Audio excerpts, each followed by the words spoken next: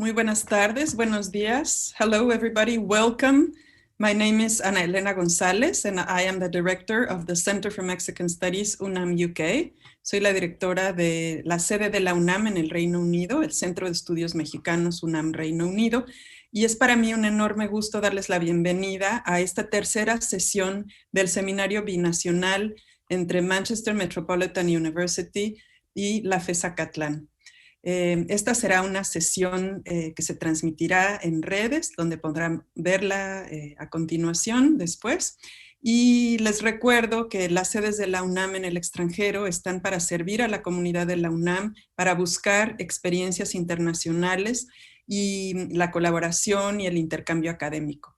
En esta ocasión tengo el enorme gusto de presentar en primer lugar a la doctora Pilar Máynez Vidal. Ella es profesora de carrera de tiempo completo, titular C de tiempo completo de la Facultad de Estudios Superiores de Acatlán. Es miembro honorario de la Sociedad Mexicana de Historiografía Lingüística, Premio Huiberto Jiménez Moreno a la mejor investigación en lingüística del año 2002, otorgado por el Instituto Nacional de Antropología e Historia. Pilar es una querida colega con una trayectoria brillante. Esto es apenas una probadita de sus muchos logros. Y en esta ocasión, el título de su conferencia es La lengua mexicana o náhuatl como vehículo de evangelización durante el siglo XVI. Bienvenida, Pilar. Adelante. Muchas gracias, doctora Ana Elena González Treviño, por esta experiencia binacional que resulta tan interesante para las dos universidades. Pues el título de mi conferencia, si podemos pasar por favor la primera lámina, es justamente La lengua mexicana o náhuatl como vehículo de evangelización durante el siglo XVI. Esta conferencia, esta breve presentación, porque no es propiamente una conferencia, es una presentación de no más de 25 minutos para que ustedes tengan posibilidad de hacer preguntas, se inscribe justamente en el ámbito de mis investigaciones de historiografía lingüística y en específico de la lingüística misionera.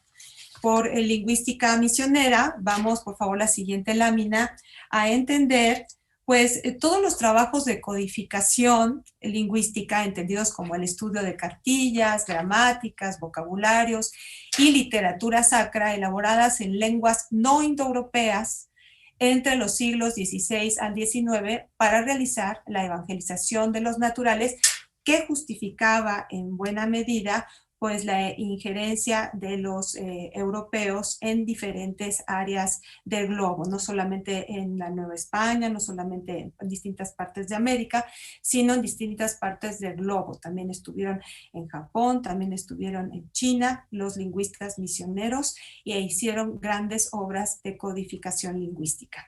Entonces vamos a entender a la lingüística misionera como el estudio de cartillas, que entendemos por cartillas pues la codificación de las letras. Recordemos que cuando llegan los españoles a territorio mesoamericano no se contaba con una escritura más que pictográfica, ideográfica, con algunos elementos de carácter fonográfico, pero no había un desarrollo de letra con sonido, ¿no? Gramáticas, un poco vamos a hablar de esto, la generación de gramáticas en el Renacimiento, que es cuando llegan propiamente los lingüistas misioneros, pues va a ser muy prolija en el Nuevo Mundo, en el Viejo Mundo, y lo va a ser de manera significativa en territorio mesoamericano, vocabularios igualmente, y literatura sacra. Bueno, esta es una parte interesantísima porque por literatura sacra vamos a entender pues todas las obras de carácter doctrinal que se realizaron en diferentes lenguas indígenas para el trabajo proselitista al que estaban encaminadas todas las labores de los lingüistas misioneros. Entonces vamos a encontrar doctrinas, vamos a encontrar sermonarios, vamos a encontrar una serie de testimonios o de textos muy interesantes donde se va a tener que transvasar de las lenguas clásicas, sobre todo de la lengua latina, a las lenguas indígenas, con todo lo que esto representa.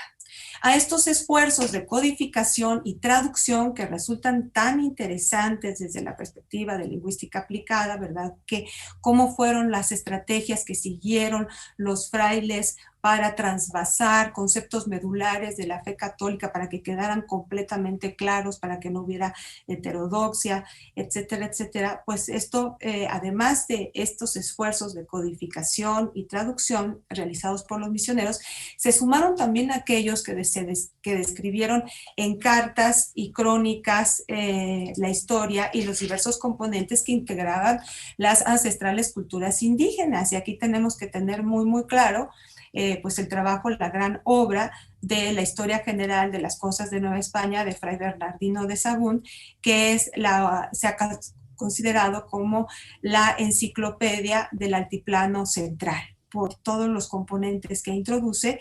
Y también vamos a ver si nos da tiempo de hablar del trabajo de traducción y trasvase que va a realizar Fray Bernardino de Sahagún en la realización de esta gran obra y en la realización también de obras de tipo doctrinal, como por ejemplo la única que logró ver publicada, que fue la Salmodia Cristiana. Pues estamos ante un tema, un fenómeno que Klaus Zimmermann ha estudiado muy bien y que implica complejos procesos epistemológicos relacionados con la percepción y la construcción de un escenario insospechado, ¿no?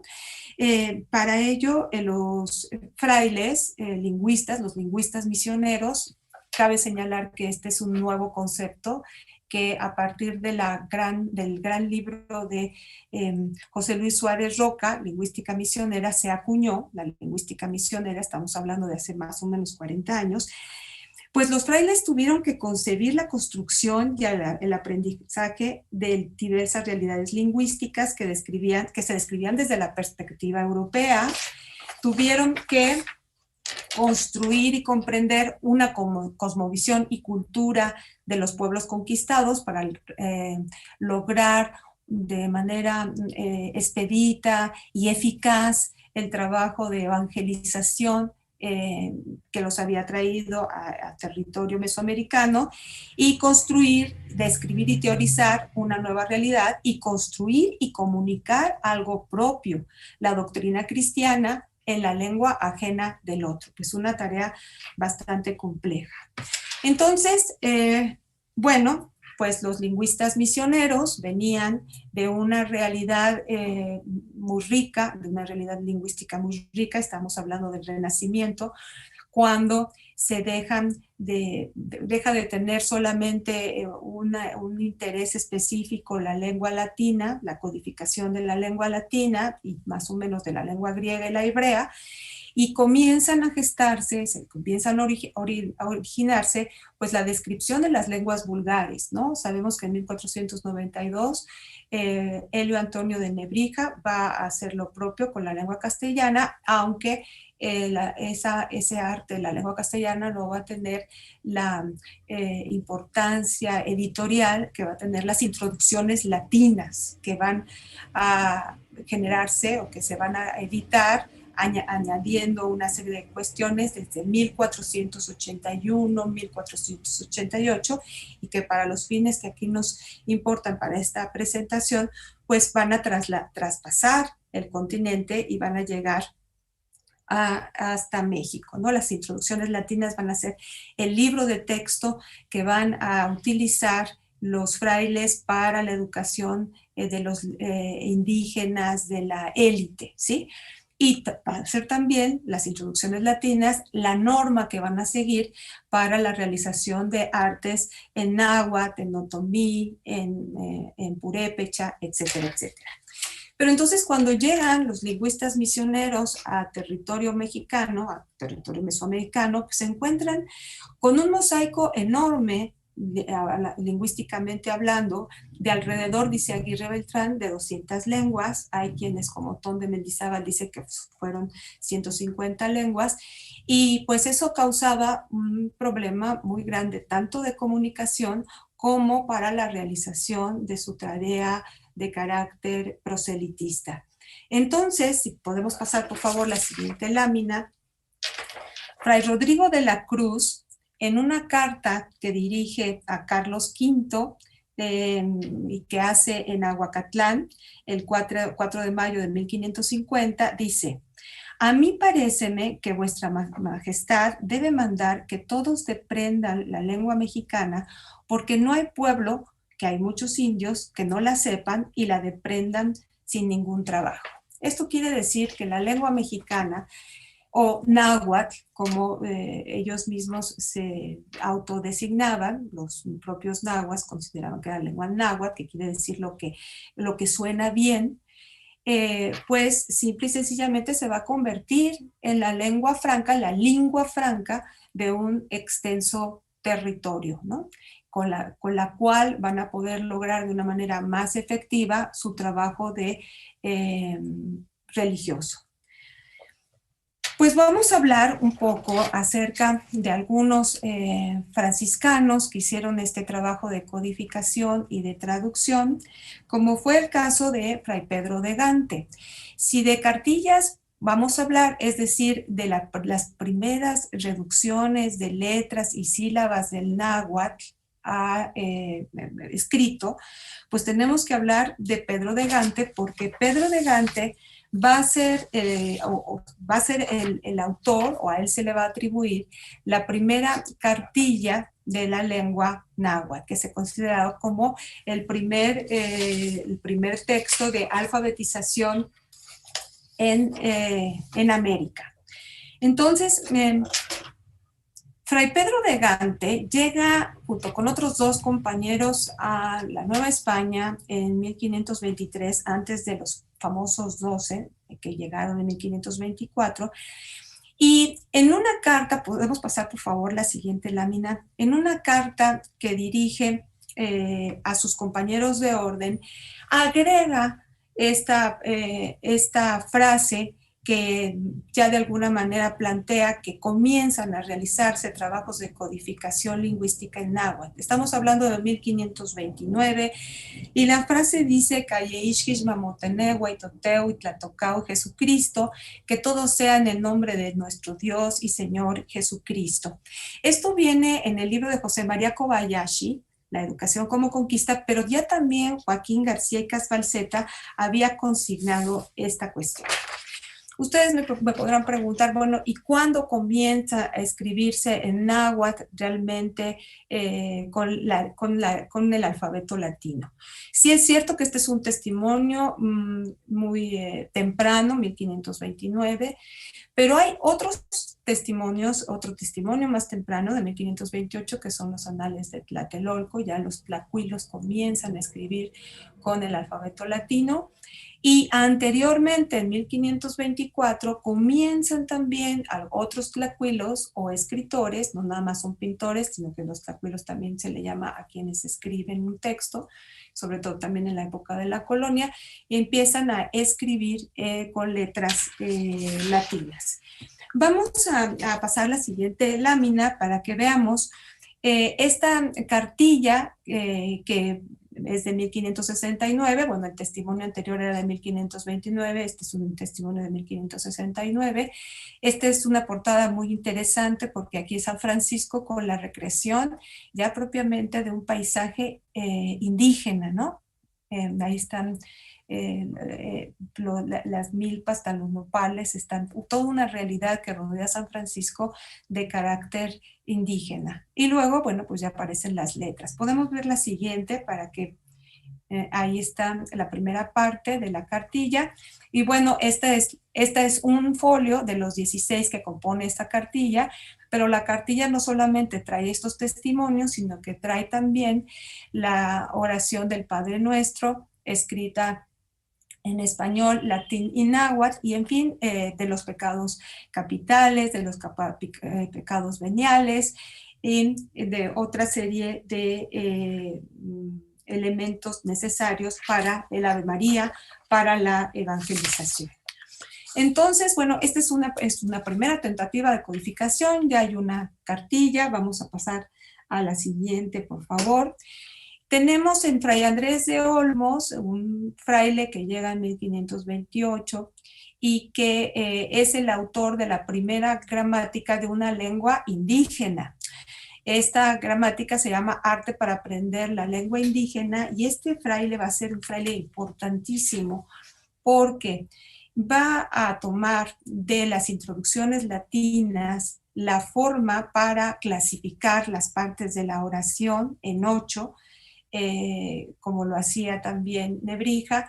Va a tener una tarea adicional que es a Nebrija, porque bueno, pues en español ya había letras traídas de un alfabeto, el alfabeto fonético etrusco, ya había toda una amplia tradición en ese sentido, pero aquí Fray Andrés de Olmos pues tiene que codificar las letras, tiene que clasificar las palabras del náhuatl, una lengua que de una estructura incorporante, aglutinante, que no tiene nada que ver con la lengua flexiva del español o del latín, que procedían del tronco indoeuropeo, y pues se da la tarea de hacer y determinar en Hueytlalpan, que es un poblado de Puebla, esta primera arte de la lengua mexicana. Por supuesto que lo que nosotros estamos viendo en la lámina, pues de ninguna manera es como quedó la primera versión del arte de Olmos. El arte de Olmos estuvo manuscrita, corrió manuscrita, hubo varios manuscritos que utilizaron los frailes, a los que sirvió mucho para aprender. Estos instrumentos van a ser para aprender la lengua indígena y poder realizar la tarea de conversión de una manera más eficaz. Fray Andrés de Olmos no solamente va a realizar este arte de la lengua mexicana, que les digo que termina en 1547, le pone punto final, sino que también va a ser un diccionario y un arte de la lengua totonaca y de la lengua huasteca. Ambas lenguas proceden de troncos muy distintos entre sí. La primera totonaca, del tronco totonaca-tepehua, y la huasteca del tronco mayanse.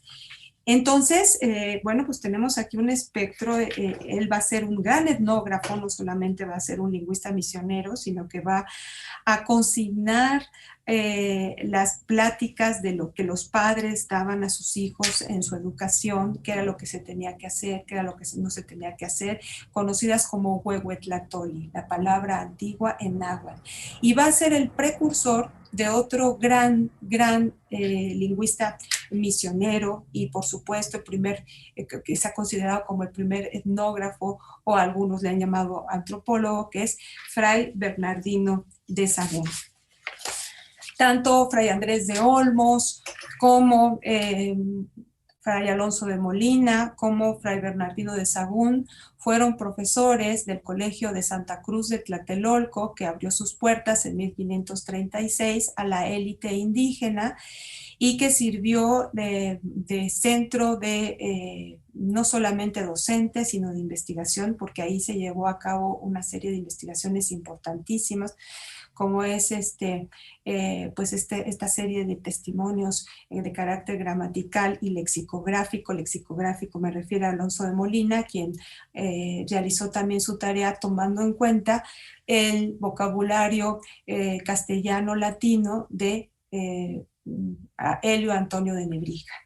Eso no quiere decir que haya sido de ninguna manera una repetición de ese vocabulario, que se vio enriquecido en vida del autor en múltiples ocasiones, sino que también Fray Alonso tuvo que incorporar en sus dos ediciones de ese vocabulario, la primera 1555, la segunda 1571, pues una serie de elementos nuevos de neologismos. Entonces, en el Colegio de Santa Cruz de Tlatelolco, pues se hicieron trabajos muy apegados al trivium y quadrivium del mundo europeo. Fue una escuela de una gran importancia, cuyos maestros fueron no solamente frailes que iban a a transmitir una nueva fe, sino que eran frailes que venían de grandes universidades como la de Valladolid, en el caso de Olmos, o la de Salamanca, en el caso de Fray Bernardino de Sahagún. Vamos, por favor, a pasar la siguiente lámina para así hablar un poquito más acerca de Fray Bernardino de Sahagún. Fray Bernardino de Sahagún, según él mismo lo dice en su segundo libro de la Historia General de la Nueva España, va a enseñar gramática. Y enseñar gramática significaba que enseñaba latín. Los hijos del linaje indígena aprendieron, fueron excelentes latinos. Antonio Valeriano, a quien se adjudica el Nican Mopoa, dicen, según algunos testimonios de Mendieta, que mandaba cartas a los monarcas españoles, primero a Carlos V, después a Felipe II, en latín, ¿sí? Entonces ellos tuvieron una educación muy esmerada, en la que se conjuntaron tanto los saberes tradicionales europeos como los suyos propios. Ya me refiero a saberes de carácter botánico, de farmacopea. Aquí la historia general de las cosas de Nueva España que hizo Sahagún a lo largo de 30 años es el compendio más grande. Por eso nosotros al principio hablábamos de que no solamente la lingüística misionera debe de concebirse como los trabajos de codificación y la traducción de los textos sagrados, sino también como estos grandes compendios. En el caso de Mesoamérica, el más importante es el de Fray Bernardino de Sahagún, puesto que condensa en 12 libros todos los saberes ancestrales del mundo indígena. En 2 columnas, bueno, aquí tenemos pues lo que son los dioses, y de pasada para no tardarme más, tenemos por ejemplo aquí la diosa Zapotlatenan, luego tenemos aquí a Chalchutlicue, ¿sí? Y si ustedes alcanzan a ver, dice, es otra Juno. Este va a ser un procedimiento de traducción que va a estar utilizando mucho Sahagún. A es B, ¿sí? A lo largo. Tlazolteo, dice abajo, es otra Venus. No nos vamos a meter con el carácter pictográfico, ya es una forma muy, muy occidentalizada de representar a las diosas indígenas. Estamos hablando de que esto lo hicieron en 1577, pero los primeros testimonios, pues sí son más apegados pictográficos, son mucho más apegados a la forma de consignar indígena. Vamos a ver la siguiente lámina. Entonces aquí tenemos ya el Códice Florentino, que es la parte final de la historia general de las cosas de Nueva España. Sahagún, como lo había hecho su antecesor e inspirador de la obra, Fray Andrés de Olmos, pues primero recopiló en náhuatl. Fíjense qué avance, las lenguas vulgares, cómo van a tener también una gran importancia en Mesoamérica. Estamos hablando de la época del Renacimiento. Entonces lo primero que va a recopilar Fray Bernardino de Sahagún es todos sus testimonios en lengua náhuatl en 3 lugares diferentes: Tepeapulco, Tlatelolco y México Tenochtitlan. Y después él, en 1577, va a hacer una traducción que no literal, es una traducción libre, y la vemos en la columna de la izquierda. Es una traducción al español, donde va explicando con un ejercicio conceptual y lingüístico muy interesante esas nuevas realidades. Bueno, generalmente encontramos estas piezas ornamentales en la parte castellana. Vamos a ver otro ejemplo. Por favor, vamos a pasar a la siguiente lámina. Exactamente, aquí tenemos otro que este es el libro 4 del arte adivinatoria. Aquí se conjugan entonces 3 códigos: el código pictográfico de los mexicas. Ahí están, los tlacuilos trabajan muy de cerca con Fray Bernardino de Sahagún y sus trilingües, sus ayudantes, sus alumnos con los que había estado trabajando en el Colegio de Santa Cruz y que lo acompañan a Tepeapulco también. Y pues el código en náhuatl, que es el primero que van a recopilar, y el segundo código, que es el último, que va a ser la parte en español, que es propiamente la traducción del texto náhuatl, y que nosotros hace algunos años hemos estado haciendo un trabajo de traducción apegada al texto náhuatl que no se ha hecho todavía. Sigamos por favor con la siguiente. Bueno, aquí está de los insectos, el libro 11º o 11º, pues es de la flora y la fauna, y bueno, pues él va a consignar todas estas cuestiones. Entonces, bueno, para que les quede claro los ejercicios de traducción que podemos encontrar en el Códice Florentino, les voy a poner unos ejemplos. Dice, por ejemplo, dice Tlazolteo, Tezotra Venus, como habíamos visto. Este vocablo, Tlacatecolot, quiere decir nigromático o brujo. Otro animalejo que se llama Pesoctli, como si dijese glotón. Dice Sagún, dice, y aquí hay una recreación, ¿no? Porque todas las cosas comen, nunca se harta, y de aquí se tiene costumbre de llamar Pesoctli al que come mucho y nunca se harta, siempre anda comiendo, y a donde ve alguna cosa de comer, luego arremete a comerla. Por último, termino con otra lámina para que veamos el trabajo de... Bueno, este es el diccionario, una lámina del vocabulario de Alonso Molina, inspirado en Nebrija. Así que si podemos pasar a la siguiente, por favor. Bueno, aquí la única obra que vio Sagún publicada a lo largo de su vida, la historia general, por supuesto, no la vio publicada, la terminó, pero no la vio publicada. Y aquí lo que vemos es una recreación de Sagún del aspecto religioso, pero con palabras y con giros propios de la lengua náhuatl para llegar de manera más eficaz al corazón de los posibles feligreses, ¿no? Y entonces esta es una traducción que nos brinda Suárez Roca, el autor de esta obra de lingüística misionera, pues él es también traductor de esta parte. Entonces habla de Xoxotot, el otot, el sensatlatole, colibrí por donde quiera que os hayáis posado o os hayáis metido, y vosotros los quecholes, los acuanes, todos venid acá. Él va a estar utilizando, Sagún, realidades que van a tener gran estima, gran valor entre los mexicanos, para llamar al otro, para instarlo a abrazar el credo religioso. Y abajo, pues tú, Jade, ¿no? El Jade es importantísimo en el mundo mexica, Jorge espiritual, noble hijo muy amado.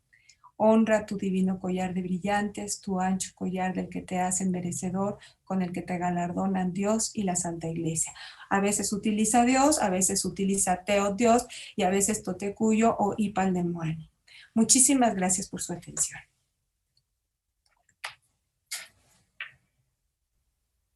Muchísimas gracias, Pilar, por esta probadita no podemos ni imaginar, ¿no?, lo que fue eso, y la manera de apreciar las sutilezas lingüísticas que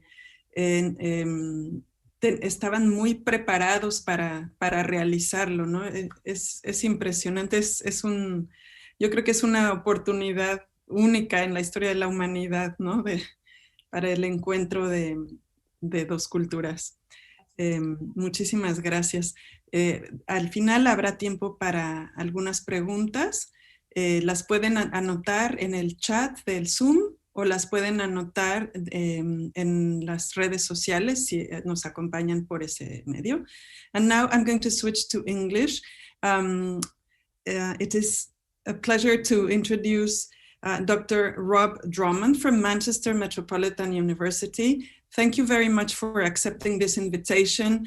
And it's really heartwarming to see how many activities we have been able to organize with Manchester Metropolitan, which already feels like a sister university. And so we are on our way to a very nice agreement, I'm sure. Dr. Rob Drummond is going to speak about spoken language and identity. He is a reader in sociolinguistics at Manchester Metropolitan University. He's the head of youth language at the Manchester Center for Youth Studies, which is a very interesting and unique angle. He primarily researches, teaches, and writes about issues to do with spoken language, language variation, and identity. He co-leads the Manchester Voices project, exploring the accents, dialects, and identities of people in Greater Manchester, and the Accentism Project, which examines language-based discrimination. This is a fantastic topic that also applies to Mexico, because there are an incredible number of variants, even just within Mexico City. So I'm sure that we can relate, and we are looking forward to hearing your talk. Please, the floor is yours. Okay, thank you very much.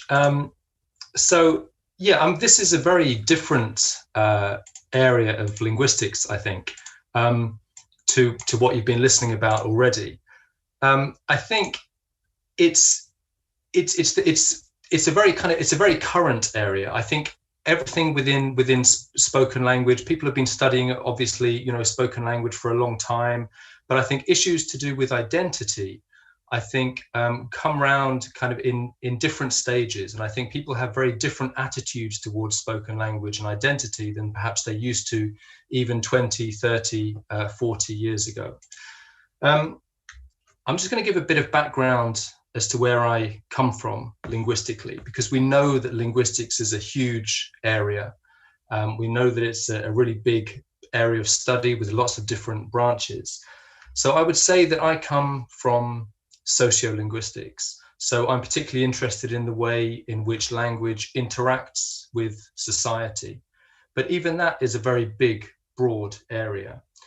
So within sociolinguistics, I look particularly at language variation and language change. So that's looking at language variation in terms of how language varies between different groups of people, or how language varies between individual speakers, or even how language varies, actually, perhaps most importantly for me, how language varies within the individual. So how we speak differently in one context than we do in another context.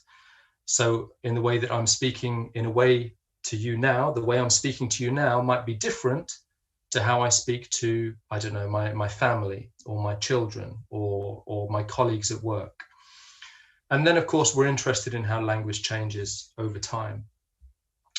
So as was mentioned, I have 3 projects on the go kind of at the moment, really. And I think one is looking at youth language.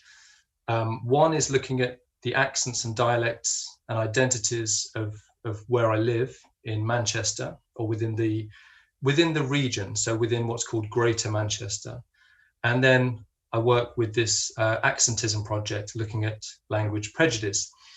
2 of these, I have to say, Manchester Voices and the Accentism Project, I don't work on alone. I have a team with me. I run both of these projects with my colleague, Dr. Erin Carey, and we have a team working with us on Manchester Voices at the moment. So I thought what I'll do today is talk about some of the work that I do and how it relates to spoken language and identity, and how we have different ways of thinking about the relationship between spoken language and identity, and to give you an idea of how we go about researching such things. Because everything I do is related to identity one way or another. And this wasn't a plan when I set out on my career. I was just researching. I was interested in the different ways people speak, and I started researching that.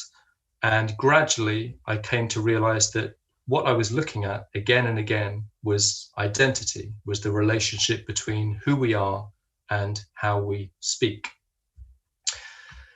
So the first thing really that we need to think about is what is accent? Because of course everybody has an accent, and I think this is the crucial, the most important part that people often forget, because it's very normal to hear people saying, well, I don't really have an accent, or I don't, or these people have an accent, but mine is just normal. But of course it's impossible to speak without an accent. When we say, as linguists, when we talk about accents, we're talking about the natural way in which people use language.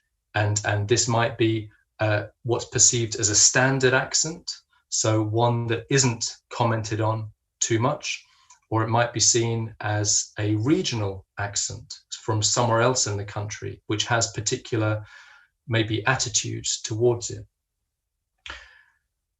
But what I always ask my students to do, and anyone I'm working with, is to think about how you describe your own accent.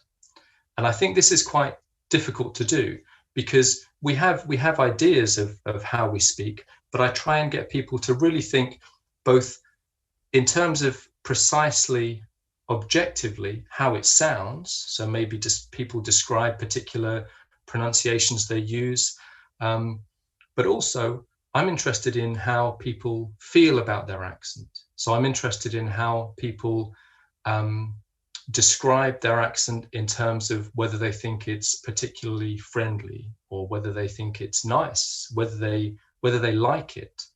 So, you know, I'd encourage you all to just kind of think about your own accent for a second, and think about whether you actually like the way you speak. Some people say they don't. Some people, especially these days, you hear yourself recorded more often, perhaps now, than we ever did. When we're in these meetings, and these off meetings and presentations get recorded, or you might have to do, as a student, you might have to do presentations for class. So we hear ourselves speak more than ever, and some people don't like the way they speak, and I think that's perfectly natural.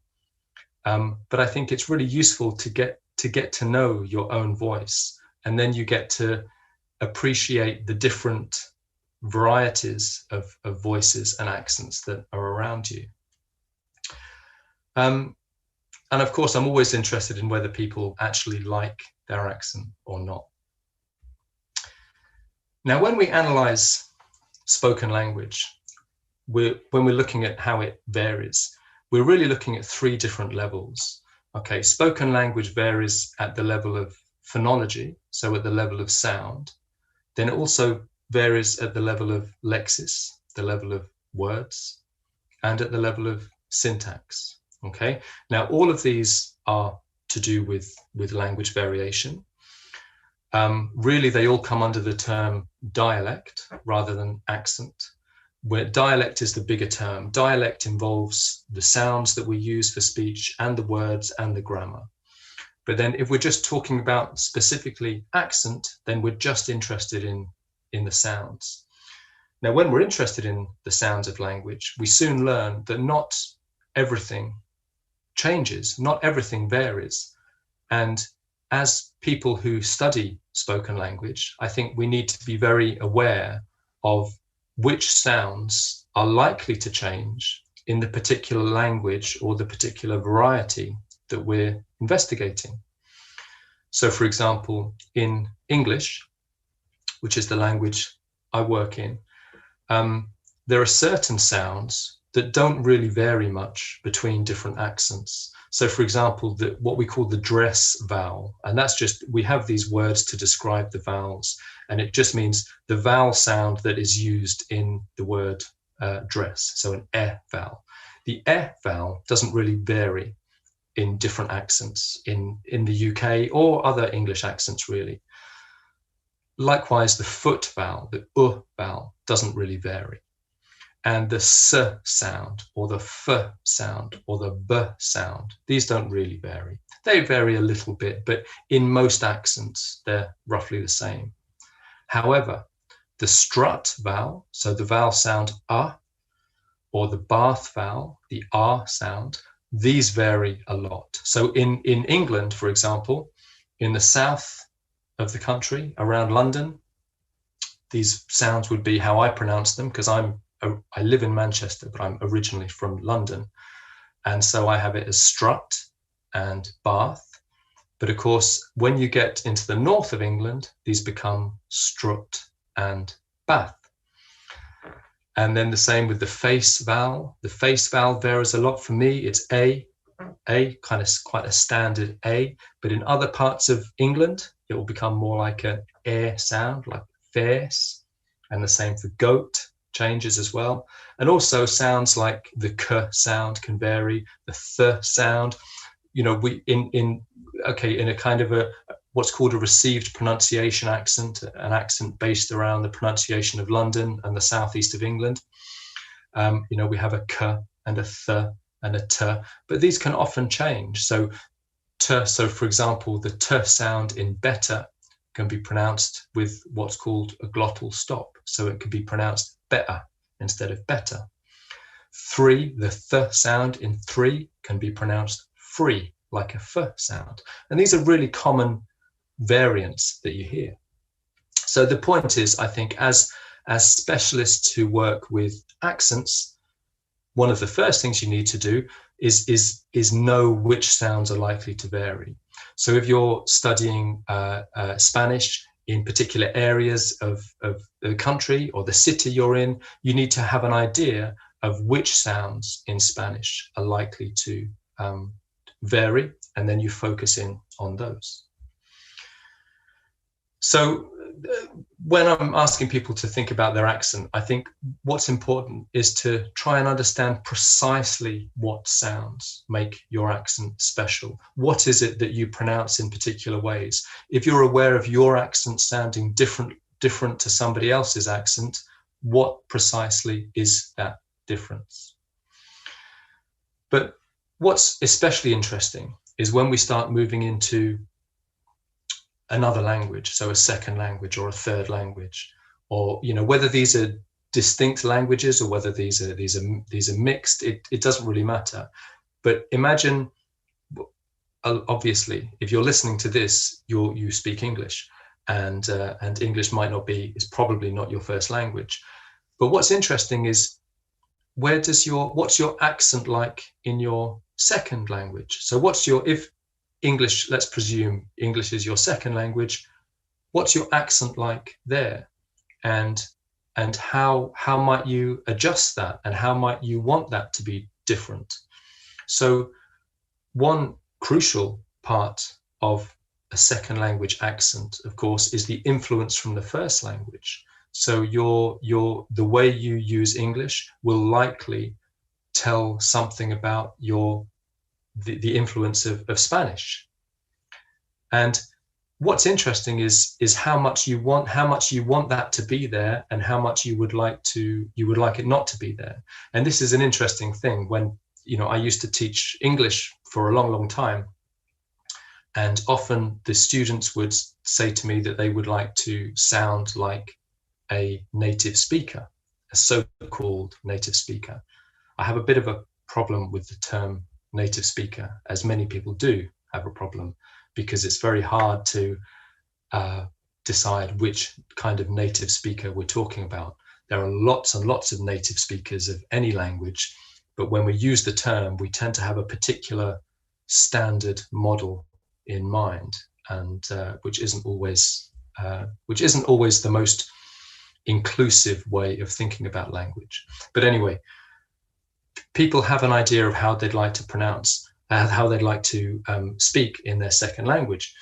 But if you're coming to sound like a native speaker in the second language, what effect does that have on your identity? Because surely part of your identity is to do with the way you pronounce things, the way you use. You can be expressing your Mexican identity through the way you pronounce English. So how important is it for you to speak English so there's no trace of that accent?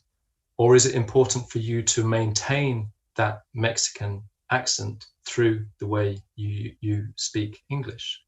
And this is a really interesting question, because it's not equal between languages, because not everybody will be speaking English, will be learning English for the same reasons that English speakers might be learning Spanish or might be learning Italian, because the demands on the different languages are very different. But anyway, that's kind of going off on a slightly different topic. What I'm interested in are all the social factors that are related to language variation. So different ways of speaking. Now, of course, the most obvious of these has to be region. The way you speak is related to where you're from in your particular country, or even in your particular city. As we've already heard, if there's lots of variation within a city, where you come from plays a big role in precisely what your accent will sound like. Similarly, age plays an important role. We know that language changes over time because you only have to listen back to the way your parents speak, or the way your grandparents speak, or your great-grandparents, and we can hear the changes. So the age you are, again, plays a big role in how language varies. Young people often have their own particular way of speaking, their own particular ways of pronouncing things, or their use of what might be seen as slang or informal language. Gender plays an important role. And this is gender rather than sex, because sex is more of a biological distinction, and the only real difference between the sexes are that men will tend to have lower pitched voices than women. Like, biologically, male people will have slightly lower voices, but that's only a tendency, and that's not really what we're interested in. What we're interested in is gender, the social performance of sex related differences. And there we start to see a very important distinction in the way people use language. Importantly, the differences between the genders aren't often as big as people would have you think. Often it's the variation within different genders are just as big, just as important as the variation between genders. But anyway, there's still some interesting variation going on. Social class is a very important factor, a very important influence. Very approximately speaking, the lower down, this is true for the UK. The lower down the social scale you go, the broader, the more varied the regional accent, and the higher up the social scale you go, the more people are likely to sound the same. So there's a very strong relationship between social class and language variation, and I think this is the case for lots of communities. And it's not always the case. It's not always these broad stereotypes aren't always true, but there's a generalization. There's a pattern. Ethnicity, of course, plays an important role. Again, often depending because it's related to another language, perhaps, or a particular way of speaking. Sexuality can play a role. There's lots of research going on within language and sexuality at the moment, and the results are often quite inconclusive. But there are patterns. There are particular ways of speaking that can be associated with different sexualities. And then lastly, of course, social network, the people you communicate with. And that's probably the most important influence in some ways, that who you're surrounded by obviously plays an important role in the way you speak. So we're interested in all of these.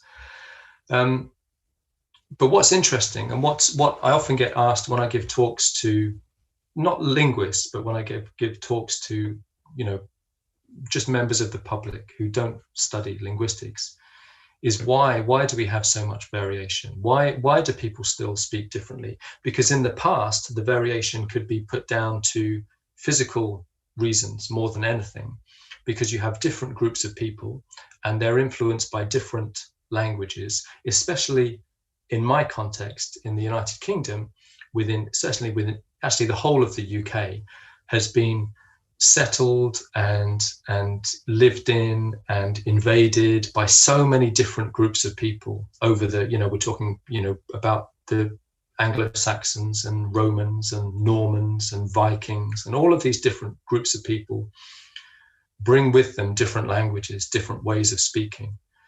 And then as an old version of English developed into being the shared language, obviously it came with very different varieties, that this group of people in this area spoke very differently from this group, and they didn't have much contact. So all of these different ways of speaking developed by themselves, and language always changes over time anyway.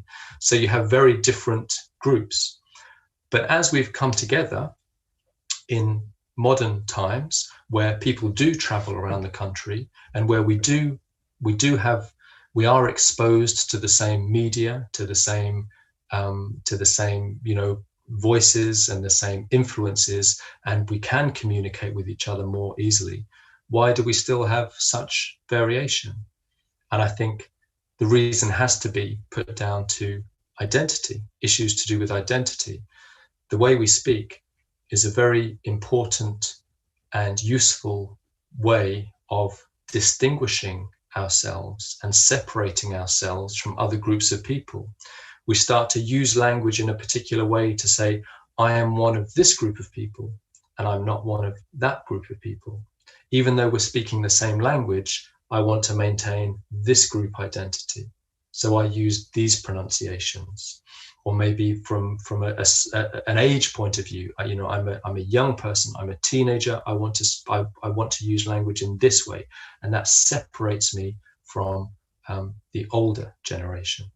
So I think identity has a lot to do with it. Now, so how do we research all of these things? One way, I'm doing it at the moment with my team at Manchester Voices, is to travel around the various areas of Greater Manchester. We have, so within Manchester, you know of Manchester, you've heard of Manchester, and this is a map of Greater Manchester. So Manchester is really the central part, and it actually comes down here, if you can see my mouse. But all of these other areas, boroughs we call them, are all part of a bigger region of Greater Manchester, and they all have their very distinct characteristics. So we're interested in our project, we're interested in what the variation might be within this whole area.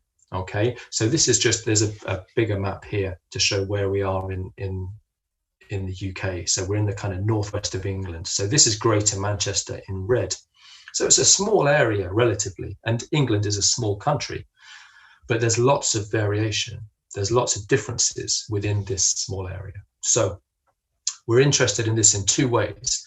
Firstly, we're interested in what this variation sounds like, but also we're interested in what people think about this variation. So we're interested in what normal, everyday people, what they think about the way they speak and what they think about differences within the area. And one way we do this is by using what's called a perceptual dialectology map.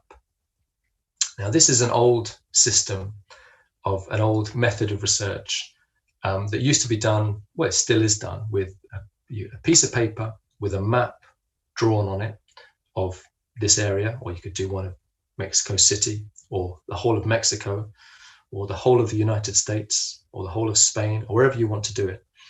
And you give people a map and you ask them to draw on the map where they think people speak differently.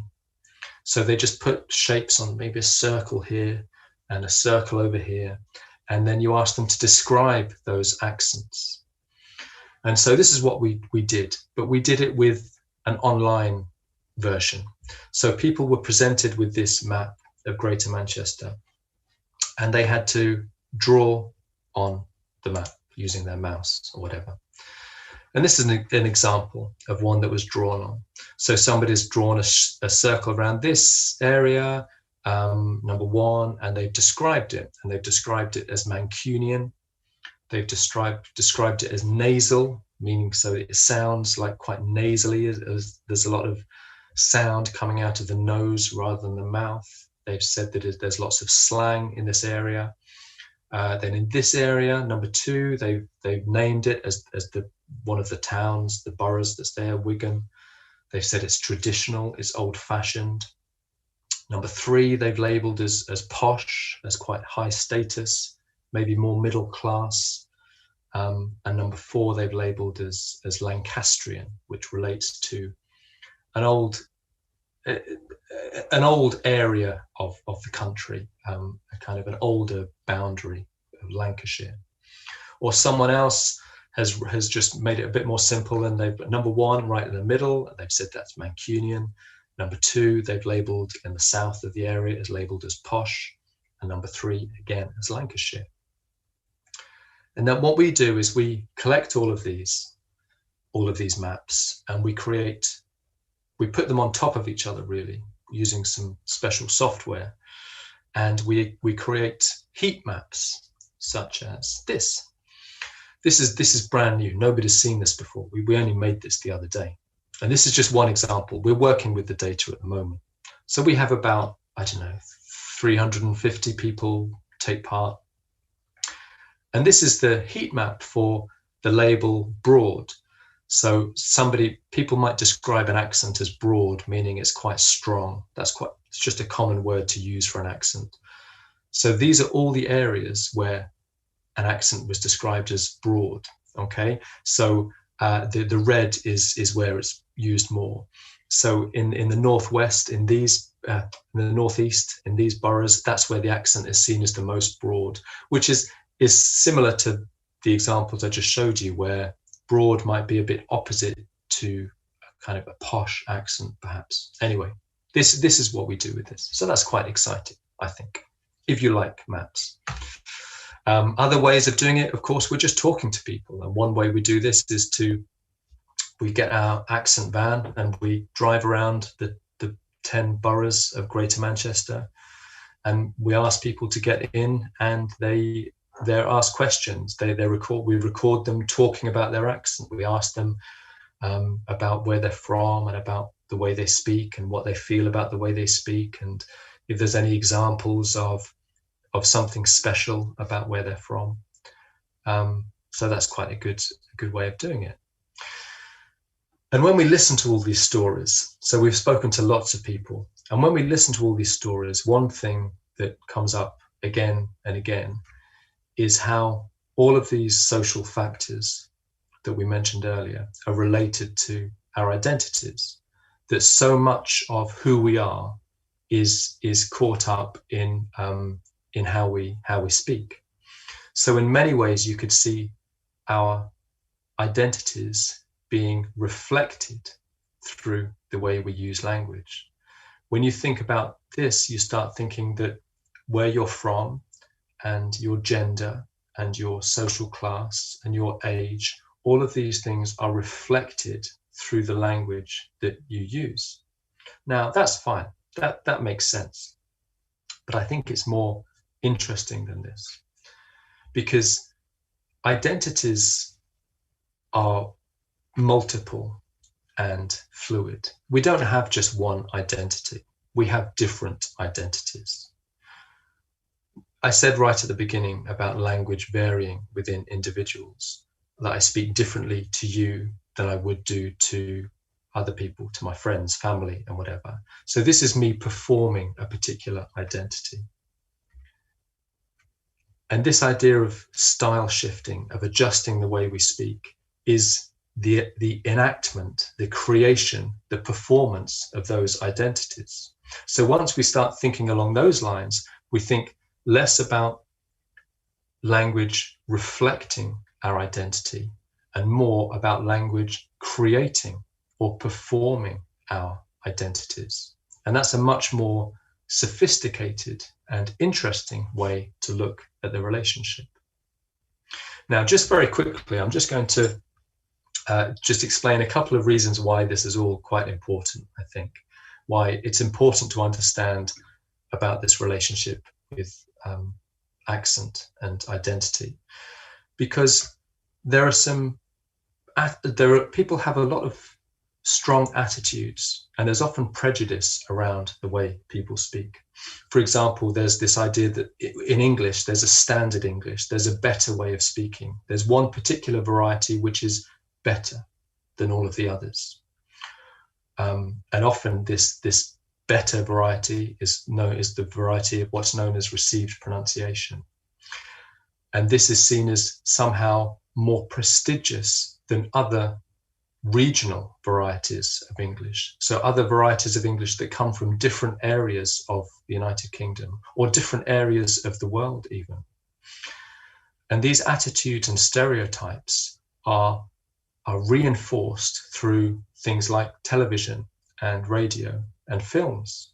For example, this character. So I didn't choose him particularly. I always refer to him anyway, because he's a perfect example of a film using a particular stereotype. So he's the El Macho character from Despicable Me 2, and he's Mexican. And he is a collection of every Mexican stereotype, every US Mexican stereotype, all in one thing. The way they made him look and his accent. That's what I'm interested in, is particularly his accent. And he's not a particularly likable character in some ways. And this has been going on for a long, long time. If you think the classic example is of these two in The Lion King, the original Lion King film. You've got these two brothers, supposedly brothers in the story, Mufasa and Scar, but they have very different accents. Mufasa has a very rich American English accent, and he's the goody. He's the hero. And Scar has an English accent, a received pronunciation English accent. So often in US films, the villain, the baddie, is an English person. And to be honest, this isn't the worst stereotype. The worst stereotypes tend to be often, look at the other characters in the original Lion King. They used particular accents to portray particular negative stereotypes. And all this does is it reinforces the association between a particular way of speaking and a particular ethnicity and a particular character. And more often than not, these are negative, and it's quite a damaging process. The last thing I want to just mention related to this is the Accentism Project, which is something that I work on, like I say, with my colleague Erin. And all it is we just collect stories of language-based prejudice, discrimination, and negative stereotyping.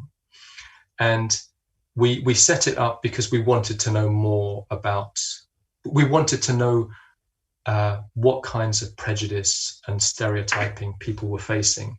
So we set up the website, which the main purpose is to collect stories. So people submit stories anonymously, telling experiences of when they faced some kind of negative behavior purely due to the way they speak. Most of the stories are in English, some of them are in Spanish, some of them are in Greek. So we have stories from all over the world. We have stories from various countries, and they're growing more, and we have more and more. As well as the stories, we have links to any research that people are doing within accents and accent prejudice.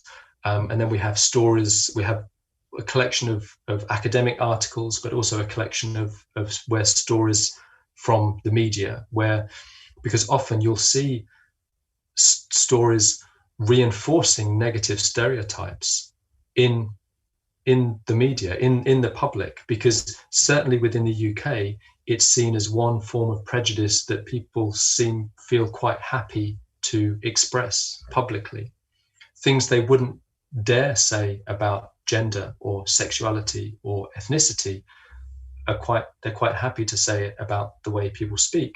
But of course, this is problematic because as I've just been discussing, the way we speak is very strongly linked to who we are. So usually when somebody is criticizing the way somebody speaks, really they're criticizing something much more fundamental about them, maybe to do with their gender or ethnicity or sexuality or social class and so on. Criticism about language is almost always about more than language. And I think that's all I have to say. There are just some links there to some of the things that I work on. So there's a link there to the Centre for Youth Studies, and that's the link for the Accentism Project, and that's the address for Manchester Voices Project, and that's just a link for an address for other work that I do. But that's everything I want to say about spoken language and identity today. Excellent. Thank you. Thank you very much, Rob, for this fascinating lecture. It is really reminiscent of the stereotype of the British, right? This instant judgment that is emitted, famously expressed by, I believe it was George Bernard Shaw, no? that spoke of the discrimination that happens instantly whenever somebody speaks and somebody else judges them. So the audience can make questions right now. There are a few comments in the chat, and you can also ask Dr. Pilar Máynez, Doctora Pilar Máynez, Dr. Rob Drummond. Are there any questions or comments after these fascinating, really stimulating talks? The attitude of the Spanish in Mexico, I think would be interesting for you to reflect on, Rob, as well, what Pilar was talking about, because there is the perception that the Spanish in general destroyed everything as they went, whereas this is not true, no? There was a lot of respect especially from these misioneros, no? The missionaries who were paying close attention and writing this down. And because of the orality seminar that we are having later this week, I was thinking about the history of the phonetic alphabet and the ways that we have of trying to fix sound in a way that is reproducible by someone who is alien to that experience, no?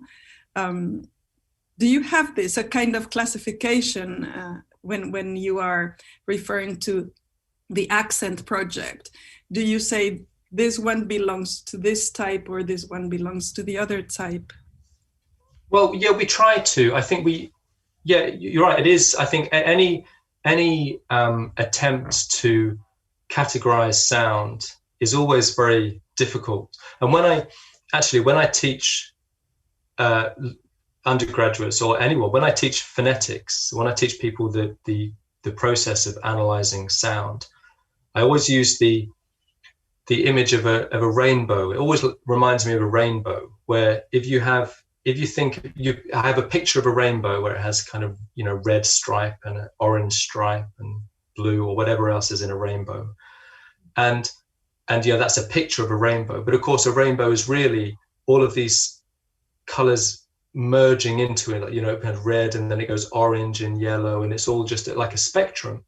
And when we deal with sound, I think it's a similar process. We're trying to divide sound into chunks, into bits, where really, of course, it's just a long, you know, a flowing thing. So it's very artificial. So it's quite difficult sometimes to identify which particular where one word stops and where one word starts, or where one sound stops. And then, yeah, we have to categorize them somehow. So as I said, we just have to look for what varies. So when we're looking within Greater Manchester, lots of the sounds are the same, but there's a few which seem to be different.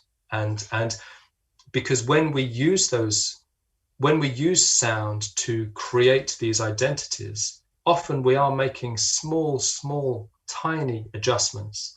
Very small adjustments in the way we speak can, of course, signal a completely different aspect of our identities. And this is true for any language, I think. We have a question from Jack Daly. But do you know the reason why certain accents in Greater Manchester do not use a U sound in words like look and cook? Oh yeah, I know what they're referring to. I think so within Greater Manchester, there's so you've got the words like look and cook can be pronounced Luke and kook, and this is a very specific thing. And to be honest, it's something we're looking at the moment. It's only in particular. So Jack. So in answer to your question, do you know the reason? Well, no. It's always it's very hard to know the reason for any accent difference, really. It's all it will be is that some areas have retained an older pronunciation, because language, like I say, pronunciation changes over time, but not at the same speed and in different ways. And certainly you're absolutely right, in some areas of Greater Manchester, particularly in Bolton, actually, and one of the boroughs, that Luke and kook is still strong, and we're hearing it in our data. But no, as to why it happens, it's just from an older pronunciation, which is gradually disappearing, but is still here now. Because that's what's interesting as well, is when you look at language variation and you get an insight into the past, into, when you speak to older people from an area, you get to hear what the accent used to be like. And then, of course, you have to imagine, well, when they were young, they would have been speaking differently to their grandparents. And you start to see how quickly language changes. And this isn't just in England. This is in, like I say, every language. And I would like to change a little bit now before reading the other question. Pilar, acerca de la transcripción, ¿no? Porque es un poco enfrentar el problema de transcribir la lengua náhuatl con caracteres latinos, y que el español de México conserva esa herencia justo, ¿no? Desde una perspectiva académica, universitaria, con ganas de uniformar, de homogeneizar, de volverla legible. ¿Nos puedes hablar un poco de eso, por favor?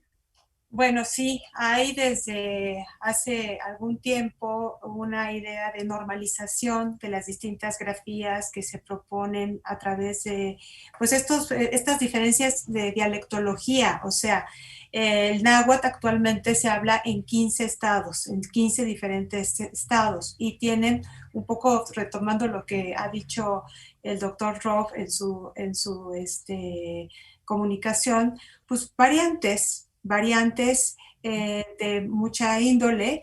Y, por ejemplo, existen maneras de transcripción del saltillo de distintas maneras, desde Molina, ¿no? Que ponía una H o a veces una apóstrofe, y ahora lo que se hace es poner una J en algunos de los dialectos, porque la velarización es muy altamente evidente en algunos de los dialectos.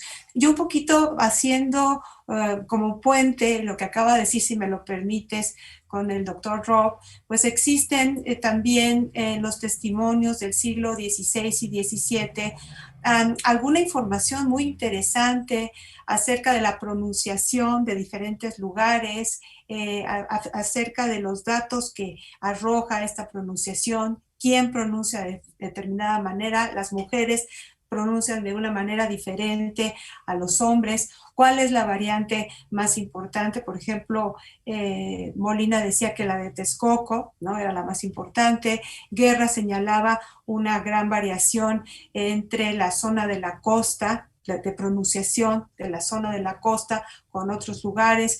Entonces, pues es interesante porque no solamente codificaron estos frailes esta parte gramatical tan importante, sino que nos dejaron en sus escritos importante información sociolingüística de actitudes que ahora resultan verdaderamente muy interesantes. Excelente. Gracias. Gracias, Pilar. There's another comment by Carlos Romero. He has thought about Darren McGarvey's Class Wars, a program by the BBC. depicting the hierarchy of accents in Britain and how the accent is entrenched in our identity. And well, he recommends this program. This reminded me as well of the standard, the aspirational standard of English that now is not so well seen, I suppose. And there is an effort on the part of the media to include what is called diversity. You know, there is a special effort to include people with varying accents. Does that work? Do you think that works as a way of leveling the land?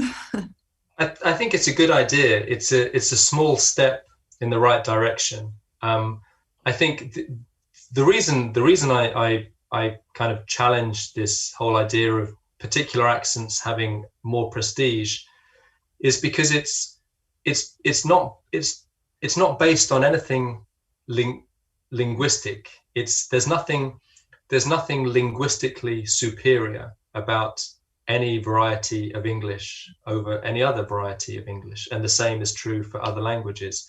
It's always the variety that has the label standard is just the variety that has the history of power behind it. It's the variety that the powerful people use or used to use, and that's why it has this prestige. That's why it has this status.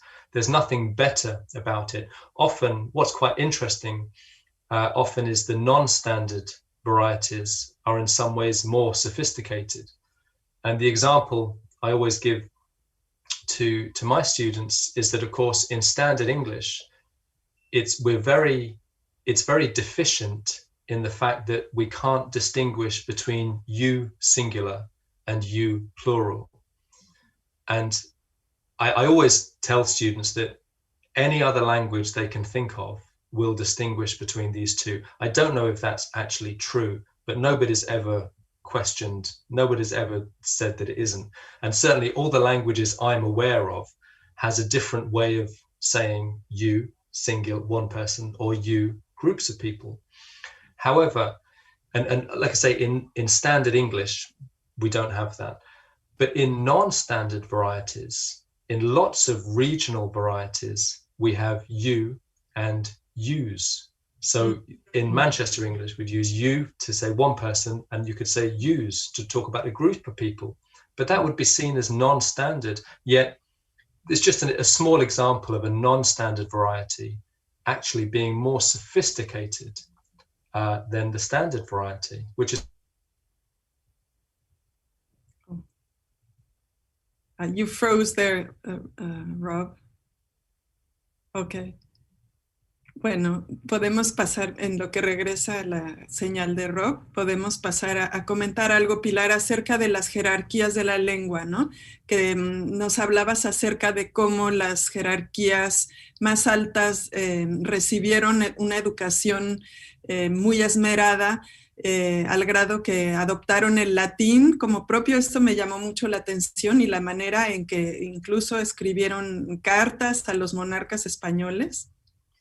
Sí, bueno, pues fue todo una experiencia en 1536. Ya desde 1533 el padre Testera había pensado en la posibilidad de crear una escuela de altos estudios, ¿no? Para la nobleza indígena, para que se pudieran formar en esta experiencia, en este experimento de encuentro entre dos cosmovisiones, entre dos tipos de apreciación de la realidad totalmente diferente. Los indígenas tenían sus propias escuelas, el calmeca de los, pues de los grandes tlatoanis y de los grandes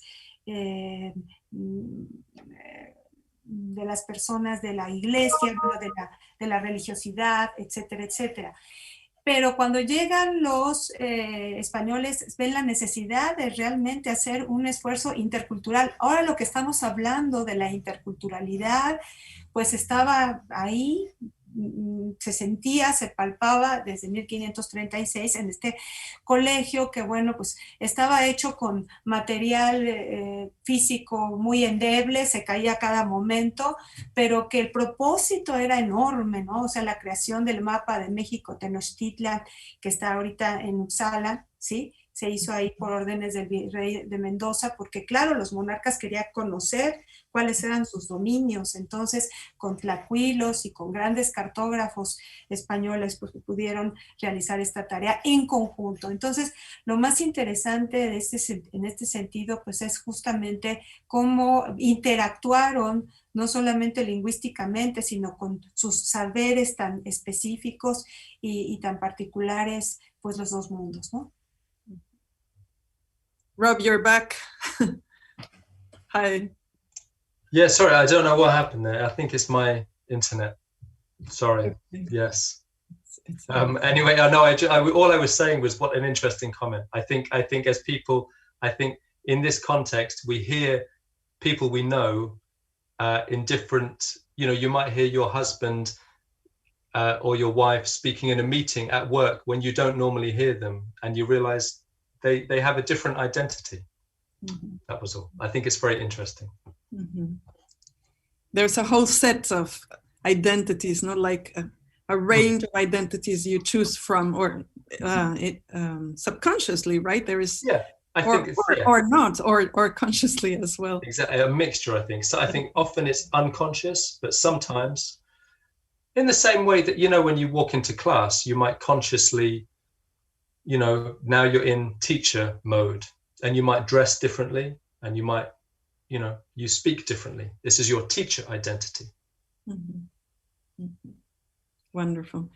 Are there any questions from the audience or from the social networks? Any comments?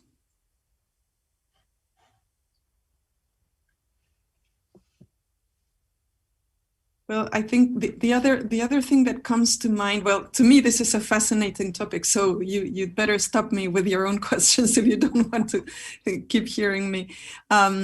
It's the aspect of recording, whether it be through transcription, ink on a page, or through recordings of sound, and the attitude of preserving, of perceiving value in the things that you're hearing, and trying to preserve it because it may be endangered.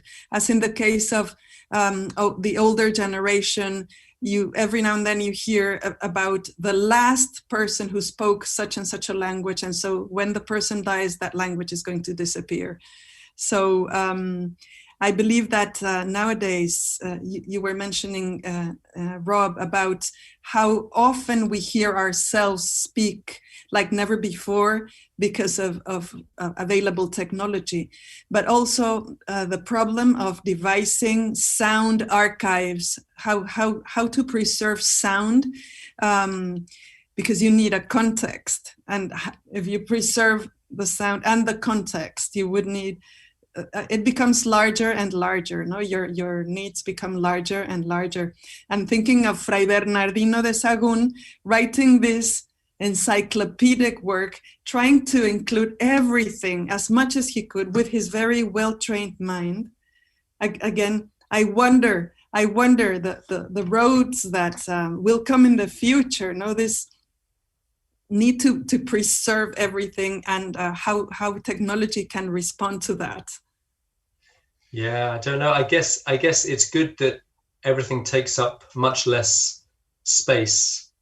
I know as part of Manchester Voices project, we've been lucky enough to have access to some old recordings from the region, from the British Library.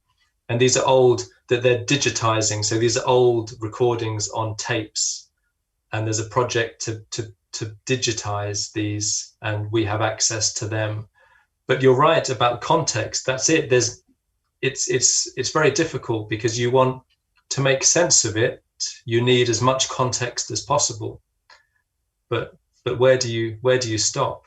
But it has been interesting. We've been listening to some recordings made in the 1980s but they were speaking to people who at the time were in their 80s, so they were kind of 80, 85 years old in 1980. And it's fascinating hearing their stories, but it's hard to imagine. I mean, the interviewer is trying to ask them as much as they can about context, but it's very hard. But I think the most interesting thing is when we might spend, we could spend a whole afternoon, the research team, listening to one small part of one recording, trying to work out precisely how something is pronounced. And we might disagree, and we're listening again and again. And then you think, I wonder if this person could ever conceive of the fact that one day this recording that they made is just a normal person being interviewed in their house. Imagine if they could think forward 40 years to think there are now people listening in tiny detail to pronunciations. So imagine if, it's like us having this conversation now and imagining in 40 years, is there going to be somebody analyzing precisely the way you speak and the way you're moving and the way you're looking at the camera? And I think it's fascinating. Mm-hmm.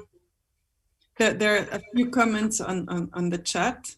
Unlike in Spain, for example, where there is a separatist stance or idea of independence in regions, meaning pronunciation is more important. Are English regional features more likely to die out? Yeah, that's a really good question.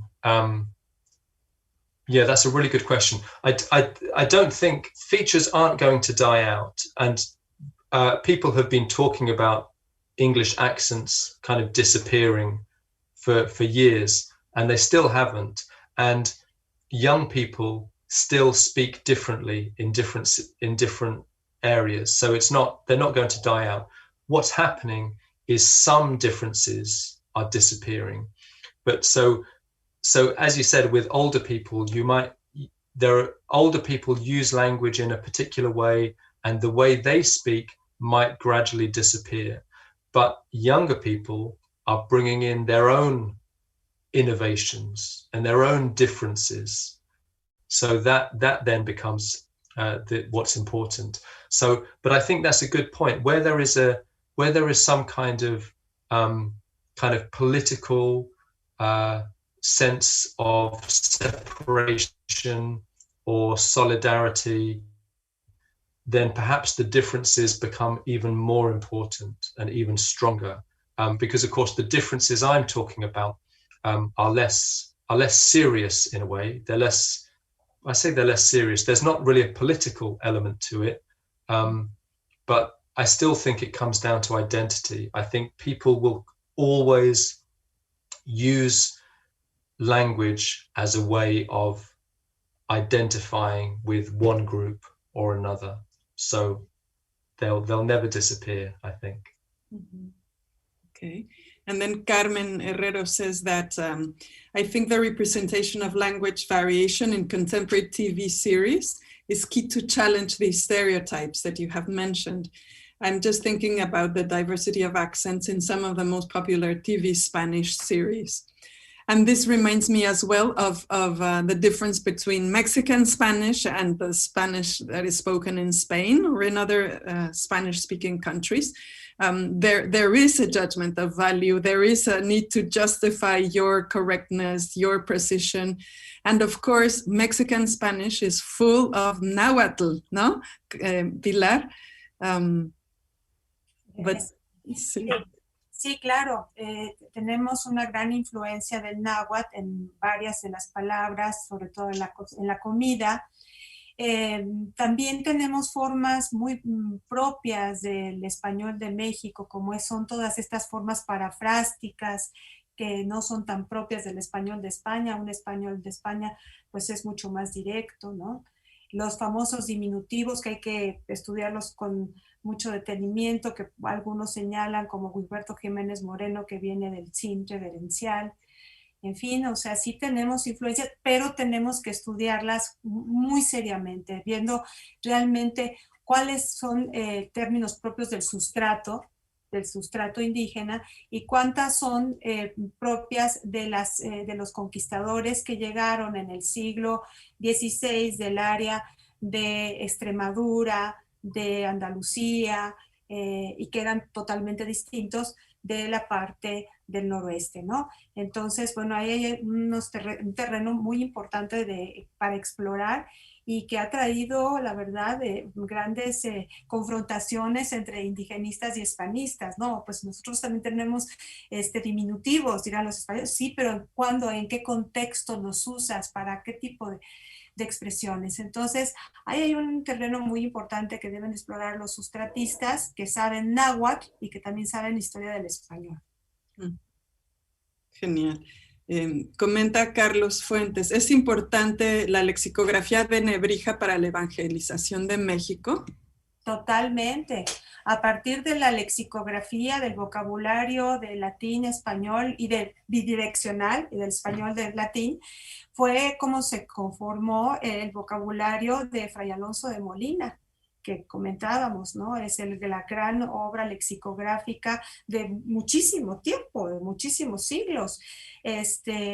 Y lo que pasa es que no es una copia fiel, ni mucho menos. Es el modelo que siguió no solamente Molina, sino también Maturino Gilberti y otros lingüistas misioneros de confección, de diseño de diccionario, pero al que tenían que enriquecer, ¿no? Por ejemplo, pues caballo, no había caballo en México, pues tuvo que introducir Molina el hispanismo y una serie de neologismos que se tuvo que ir incorporando progresivamente al gran lexicón.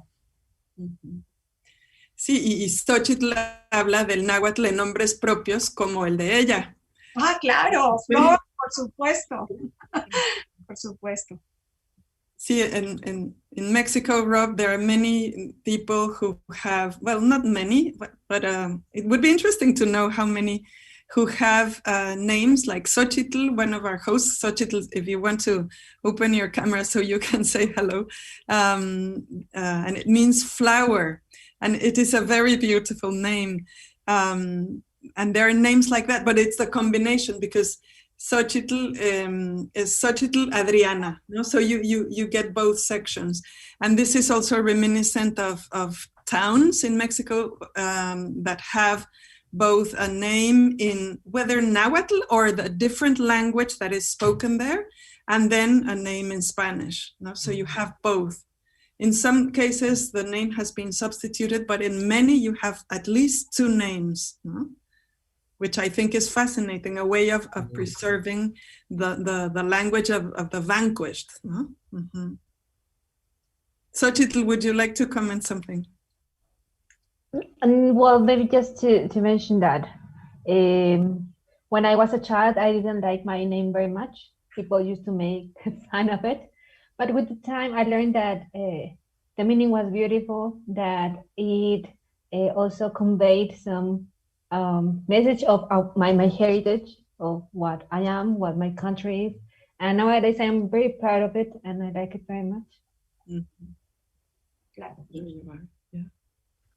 This is what Rob was telling us about, no? About how proud you feel or how not proud, and how you learn to deal with your identity, with the sort of package that is flung to you, thrown at you.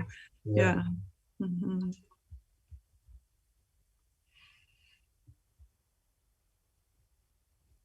Okay. Oh, well, if there is nothing that anyone else would like to ask, then I will thank you, everybody who is present here. Yes, Carmen, would you like to add something? We'd love to hear you. No? Yeah, just to say thank you very much for the co-organization of this event. It's been great to work together, and it's just amazing to see the both communities coming and learning from each other.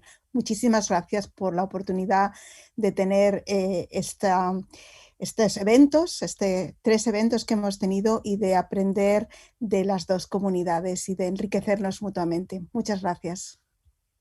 Genial, sí, estamos de plácemes, estamos muy contentos y esperando que sea el principio de futuros intercambios, ¿no? Ya se empiezan a conocer ambas comunidades y es lo que queremos, ¿no? Para ampliar nuestros horizontes, para poder realmente vislumbrar lo que es la ciudadanía global, ¿no?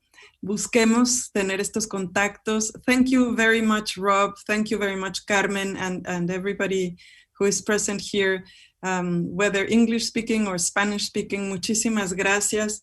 Gracias a quienes han expresado sus felicitaciones en el chat. Encantados de escucharlos y también que pueden ustedes hacer propuestas, ¿no? Para los puntos de conversación que podamos tener, ¿no? Por ahora les damos las gracias y nos despedimos. Muchas gracias y que pasen buen resto del día, buenas tardes, supongo, buenas noches en el Reino Unido. Hasta luego. Thank you. Bye-bye. Bye-bye. Bye. Muchas gracias por la Los que invitación. gusten podemos quedar, los presentadores nos podemos quedar